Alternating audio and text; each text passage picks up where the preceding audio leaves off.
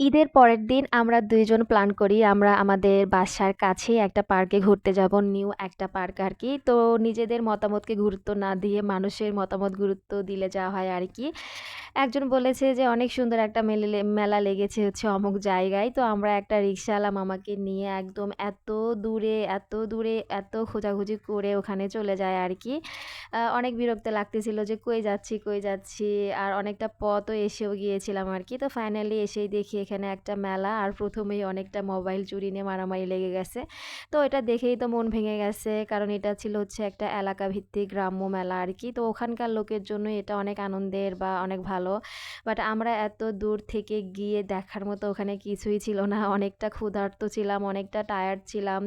তারপরে একটু হাঁটাহাঁটি করলাম আরকি। আর হচ্ছে এইদিকে হচ্ছে আমার বর হচ্ছে আমার ব্যাগটা নিয়ে সামনের দিকে এগোচ্ছে। আমিও ওর পিছে হচ্ছে যাচ্ছিলাম আরকি। এই দেখেন ও হচ্ছে ক্ষুধার্ত ছিল, আমিও অনেক ক্ষুধার্ত ছিলাম। প্লাস রিক্শাওয়ালা মামা ৩ জনই।